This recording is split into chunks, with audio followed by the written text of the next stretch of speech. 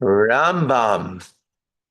We continue with the laws of idolatry and some of the idolatrous things that are not allowed to be done. Let us get right into it. We're going to do chapter 11.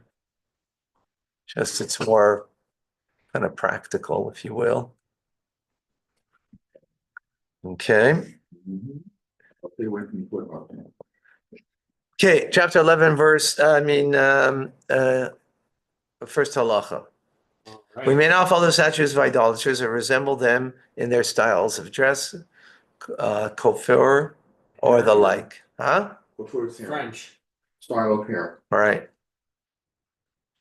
Yeah, or the like, as it says, do not follow the statutes of the nation that I'm driving out before you. As it also says, do not follow their statutes. And it also says, be careful lest you inquire after them. Okay.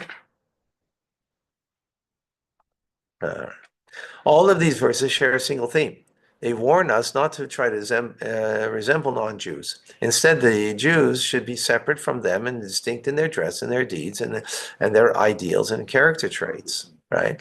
In this context, the verse says, I have separated you from the nations to be mine, right? We don't get, we don't learn from their ways. That's really, Assimilate. assimilate. We do.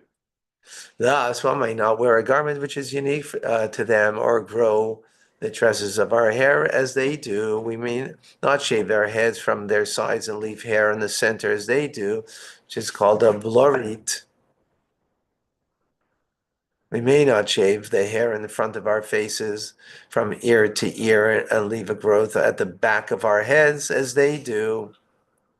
We may not build stadiums in order to have many people may enter as they do.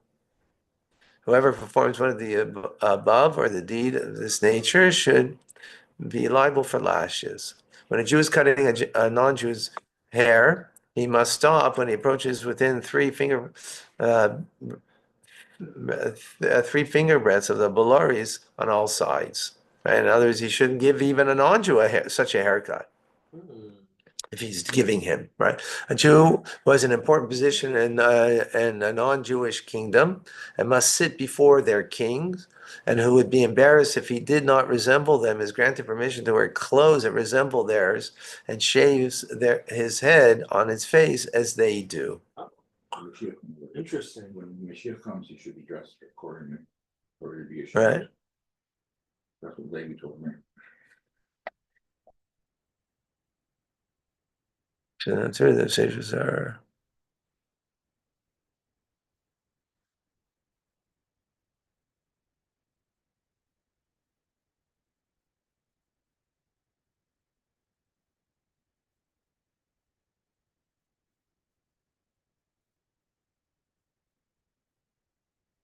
Right.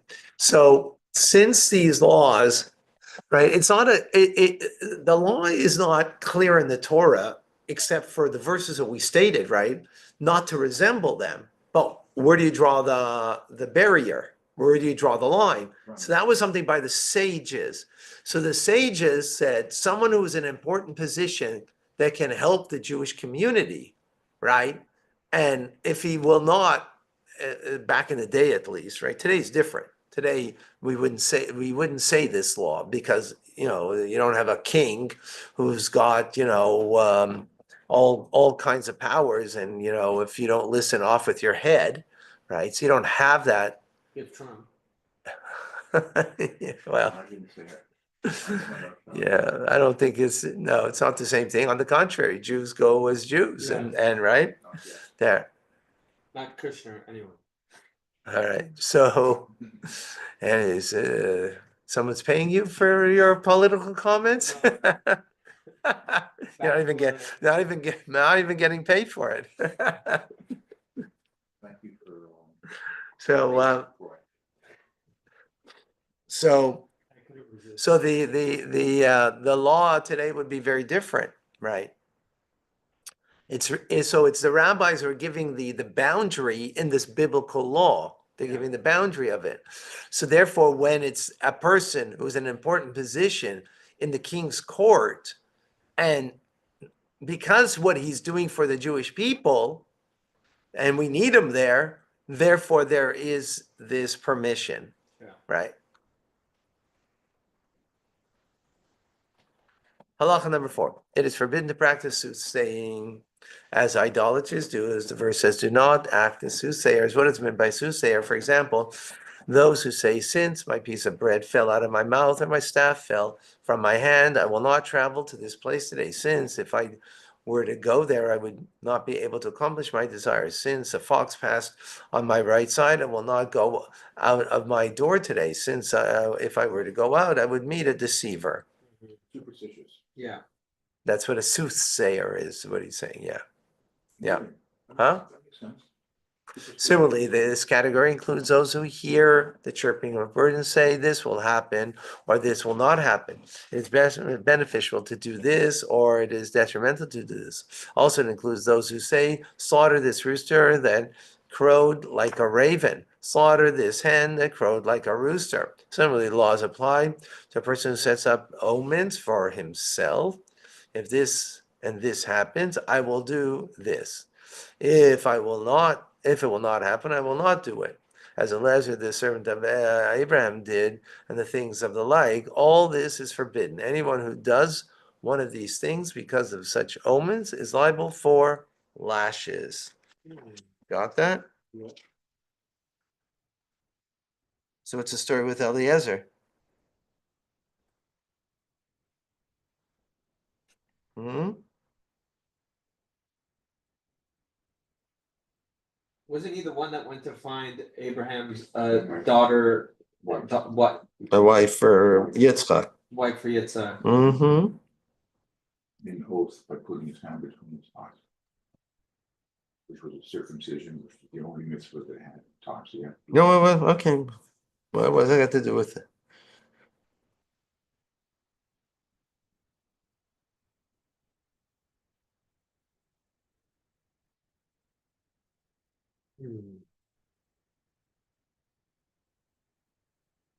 Maybe Chat GPT knows. Hmm?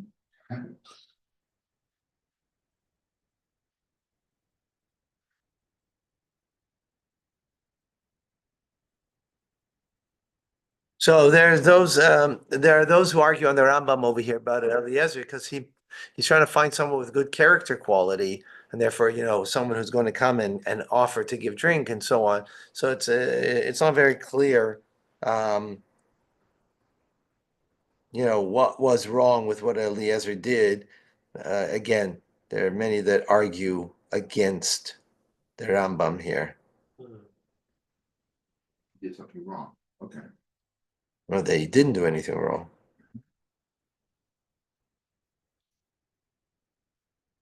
He looked for a sign for a girl who would give water, Mm-hmm. so that was superstitious. No, that's what they're saying. They argue. So we need to understand the Rambam, why the Rambam is saying what he's saying. It's not Okay. Because it might not be super, like the fact she gave water, that's just a good attribute. right. That's what he was looking for. He was looking for. So the truth is, it served two purposes: to find the character quality, but also that person. That's the omen, right? And that's what we're speaking about here: omens, right? Okay, let's go. Number 5. Different ruling applies when a person says, this dwelling which I built will be a good omen for me. This woman whom I married, or this animal that I purchased, was blessed. From the time I purchased it onward, I have become rich. That's different. Why is it different? Why is So it it's different? after the fact. Exactly. It's after the fact. Right. In other words, it's trying to see good in everything Yeah. as a blessing from God. So that's fine. Same applies to a person who rejoices and exclaims, this is a good omen. When he asks his child, which verse are you studying? And the child reads him a verse of blessing. This is, and the like are permitted, since the person did not perform an act or hold himself back from performing an act because of the omen. All he did was consider something that had already happened as a sign. Right, with Eliezer, it wasn't yet something that happened. So that's where he's making a distinction, right? Number 6, what is meant by a diviner? A koisim. This refers to a person who performs certain deeds to cause him to fall into a trance and have his mind clear of all thoughts until he can predict the future, saying this will happen or this will not happen, or saying it is proper to do such and such. Be careful not to do such and such. There are some diviners who use sand or stones to obtain their answers. Others prostrate themselves on the ground, make strange motions, and scream. Others look at a metal or a crystal mirror, fantasize, and speak. Still others carry a staff and lean on it and tap it until they fall into a trance and speak. This is what the prophet said, meant by saying, my people will inquire of their rods, their staffs will tell them. So that's a diviner, right? So it's forbidden to divine or to inquire of a diviner. A person who inquires of a diviner is given stripes of rebelliousness. What does it mean, stripes of rebelliousness? Where does that come from? Rabbinical. Exactly. It's a rabbinical law, right? Because you are not doing any divination. You're asking someone, right? So that's not the biblical law, but yet the rabbis came and said that this person would get stripes rabbinically. In contrast, the diviner himself is liable for lashes if he performs one of the above or similar acts, as the verse says, he shall not be found among you who practices divination. Who is a fortune teller? Number 8. A person who tries to predict auspicious times using astrology and saying, this day will be a good day, this day will be a bad day. It is appropriate to perform a particular task on a certain day, or this year, or this month will be opportune in a particular matter. We relate to zodiac. That's June. Right. But we don't, doesn't mean that there isn't a reality to this. We're just not limited to it, and therefore we don't live by it. So you don't follow your horoscope. It is forbidden to tell fortunes. This applies even though one does not perform a deed, but merely relates to falsehoods, which fools consider to be words of truth and wisdom. Anyone who performs a deed because of an astrological calculation or arranges his work or his journeys to fit a time that was suggested by the astrologers is liable for lashes. As the verse says, biblical lashes, right? Do not tell fortunes. Also includes in the scope of this prohibition is the one who performs magic tricks and deludes those who observe him into thinking that he performs wonders through, although he is not doing so. He is liable for lashes. You had a magician at the prom party, Rabbi Steiner. Right. So actually, yeah, it's important that if people would think that the magician is actually doing something that's not just a sleight of hand, that's a problem. Okay. Right? But if you know that it's a sleight of hand, then it's okay. Okay. Right? You know it's a sleight of hand, so then it's okay. That's important.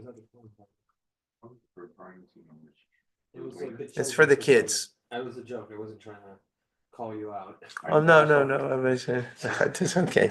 No, it's good that you brought that up because it's important to make that distinction. Right? In other words, a person who is doing this as a biblical prohibition, he's not doing it as a sleight of hand. He's doing sleight of hand, but he's not portraying himself as sleight of hand. He's portraying himself as that he's got a divine source, right? That this is a divine thing that he's doing. That's the prohibition. Yeah. And anybody who buys into that. Oh, it's not profit. I mean, it's he's not coming as God told him something. He's coming that this is, That he has magical ability. that he has capability. That remember here we're telling fortunes, like he's looking at the stars above. The stars are telling me it's not God told me, that's a prophet. The stars are telling me that's astrology, and that is what we're talking about over here, fortune teller. He's pretending to be a prophet, no? No. You're mixing up words, so don't mix up the words. Okay. Right? It's a fortune teller. It's not a prophet. Isn't this an illusionist we're talking about, which is different than the astrologist? astrologist is looking up and seeing that the stars are aligned, Yeah. right? The astrology is aligned in such and such a way, and therefore today, go buy yourself a lottery ticket. Yeah, Okay? yeah, The numbers are aligning up for you today. yeah, Go get yourself, right? And you go do that based on that, right? yeah, That's what he said and what you're doing, that's the prohibition, yeah. right? Okay, is that clear? Yep. That's not prophecy, right? Prophecy means you're taking the word of God that came to you. There's not a word God, this is astrology, right? Not the same thing, right? JC Yamach Shemai said he came in the name of God. He didn't say, I'm coming in the name, I saw astrology, and therefore this is what I'm telling you, the astrology is telling me. He says, God came to me, or I'm God, or whatever, even better, right? All right, number 10.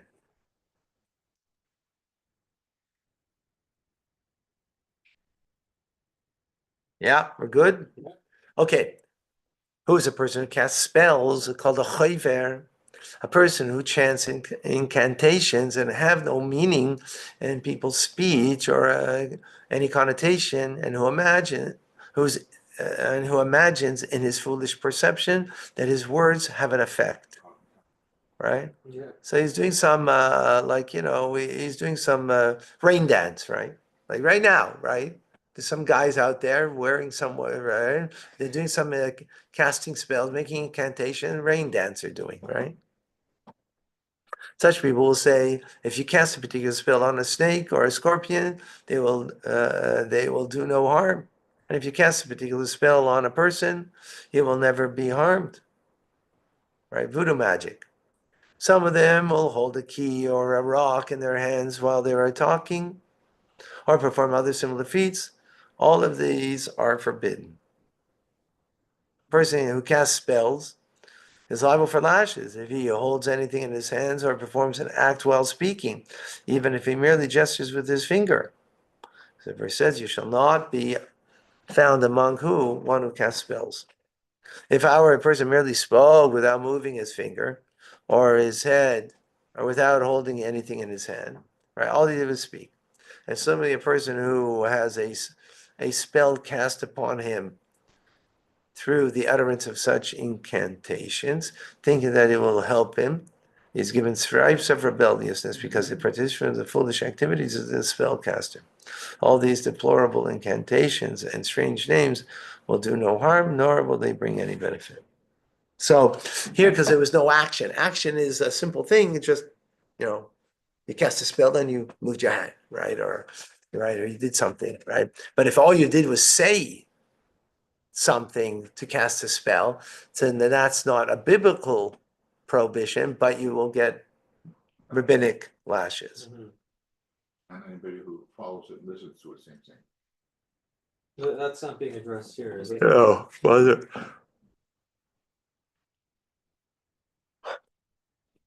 He participates in foolish activities. So Yeah, but the foolish activity is doing it.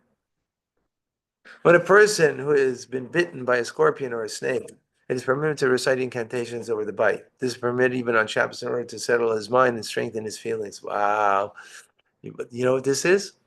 Placebo. Placebo effect. Placebo effect. Look at that in halacha, placebo effect, right? We know in healing today, 30% of healing is placebo effect, scientifically, right? They've shown that. So even though incantations are of no avail, since the victim's life is in danger, permission was granted lest he become overly disturbed. So just to settle his mind, that placebo effect has validity to it. So we're not talking about the person who did it, right? That person's going to get lashes, right? We're talking the person who now affected. A person who whispers an incantation over a wound and then recites a verse from the Torah, or recites a verse over a child so that they will not become scared, or who places a Torah scroll or it's tefillin over a baby so that they will sleep, is considered to be a soothsayer or one who casts spells. Psh, Furthermore, such people are included among those who deny the Torah because they relate to the words of the Torah as if they were cures for the body, when in fact they are cures for the soul, and they shall be a life for your soul. It is, however, permitted for a healthy person to read verses of the Bible or chapters from Psalms so that they will merit the reading them, will protect him and save him from difficulties and injury. Wow. No, I keep on, don't know how. Yeah, I don't know. I'm having trouble with this too. Let me see some of the commentators here.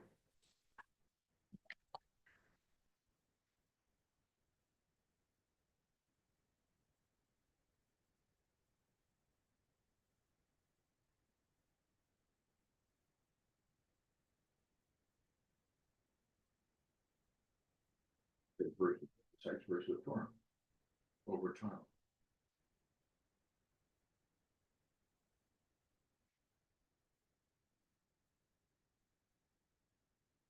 Hmm. Okay, so it explains like this. If you're reciting these verses, thinking that the verses alone, right, is the healing, that's the prohibition.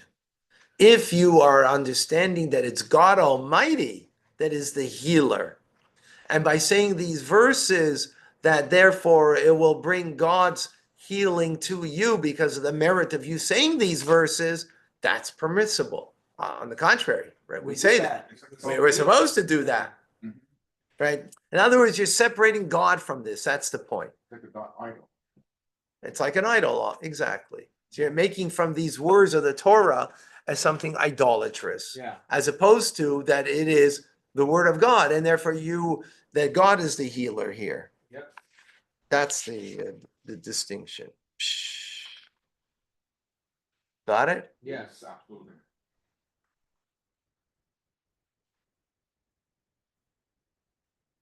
Oh. Wait a second.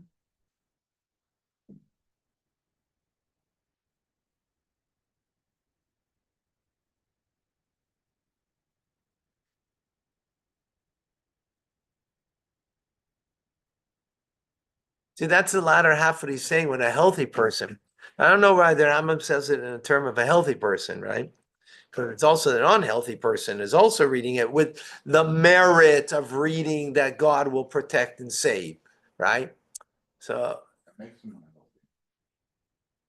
no, an unhealthy person can also. So I don't get why he says that. That's the only thing that doesn't make sense to me. Nothing to do with attitude.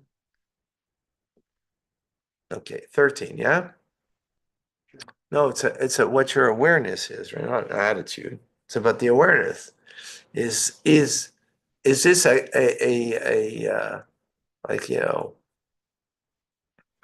these words, say these words and you'll get healed? No, say these words that God will listen to your prayer, and that you mean that God is the healer, and through these words God will bring you healing, right? But not these words are going to be your healing, Blessing. huh? But You follow the distinction I just made? yeah. Okay, so Proves it.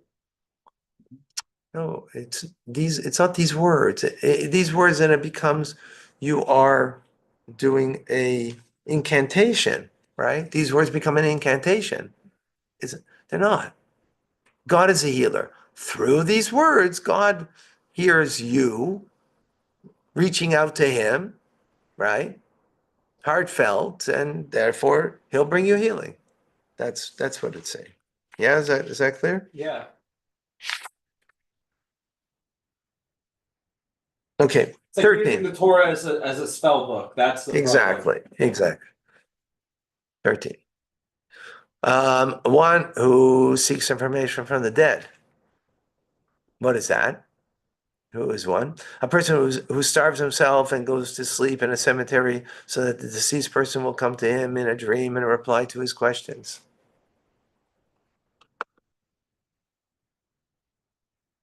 Can't do that. No. There are others who wear special clothes, recite incantations, burn a particular type of incense, and sleep alone so the deceased person will come to them and speak to them in a dream. To summarize, anyone who performs a deed in order that the deceased person should come to him and give him information is liable for lashes.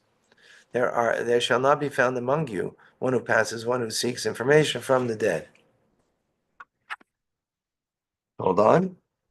This, hmm?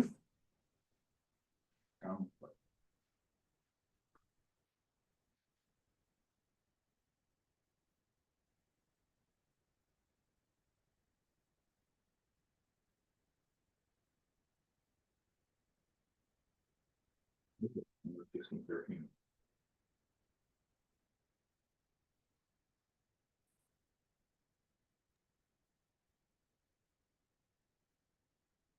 What is it? Can't, by the way, that doesn't mean that those who passed on doesn't that they don't come to you. The Rebbeim, we know stories from the Rebbeim where their father who had passed away or someone, tzaddik came to them came to them and gave them, whatever they needed to hear. So that's not a, but they came to the person rather Yeah. than you are seeking, right? Spontaneously. It's not like someone said, I want the sages of the past generation to come and answer my question. I'm gonna do such and such. Yeah. Okay. Number 14. It is forbidden to inquire of a person who practices divination of a oiv or yidaini. As it says, you shall not be found among those one who passes, one who seeks information of an oiv and a yidaini. Thus, a person who practices divination of an oiv or yidaini himself is stoned to death, and a person who inquires of them violates a negative commandment and receives stripes for rebelliousness. One who plans his deeds and acts according to the instructions is liable for lashes. So this is also divination. Rambam's not giving the details over here. But there are two forms of of idol worship that happen. Or divination. Divination, yeah. There are different names of divination or seeking the oiv and the yidaini, right? Their help. Okay. A sorcerer must be condemned to execution by stoning as implied when he commits a deed of sorcery. If, however, he merely deludes those who observe him into thinking that he's performing an act, although he actually does not, he's given stripes of rebelliousness. The reason is that the prohibition against sorcery is stated in the prohibition, there shall not be found among you one who practices sorcery. It is, however, prohibition which is punishable by execution by the court. As it says, do not allow a witch to live. Therefore, lashes are not administered for this violation.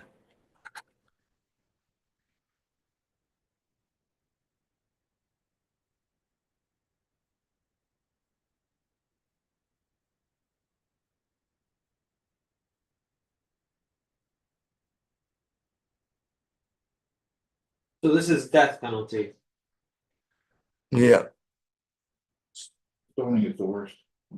Beheading is less painful. You have experience? No, I just read it. Off the bed. God forbid. But that does make sense.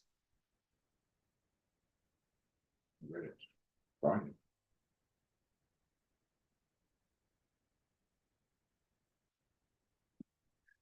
Okay.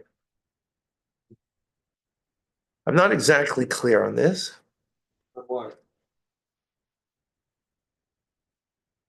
Okay. Let's do 16. Last halacha. All of the above matters are falsehood and lies, with which the original idolaters deceived the Gentile nations in order to lead them after them. Right? That was the purpose of it? Yeah, you want to have control over people.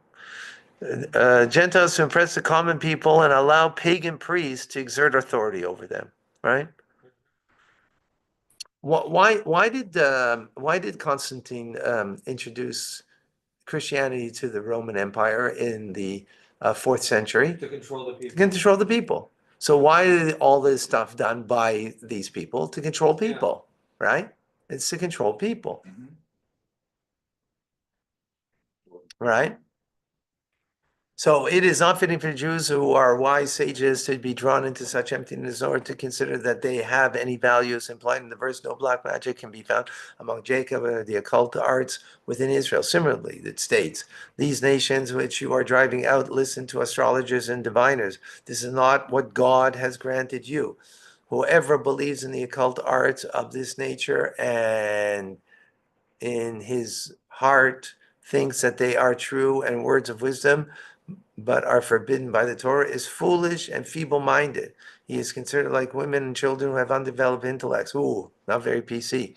The masters of wisdom and those of perfect knowledge know with clear proof.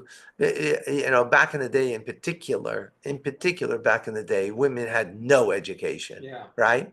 So that's why they were undeveloped intellects, right? The masters of wisdom and those of very perfect knowledge know with clear proof that all of the crafts which the Torah forbade are not reflections of wisdom, but rather emptiness and vanity, which attracted the feeble-minded and caused them to abandon the paths of truth. For this reason, when the Torah warned against all these empty matters, it advised, be of perfect faith with God, your Lord. Shkoya. All right, folks. You don't shave. A reminder tonight, 6:30 p.m. Torah studies and 8 p.m.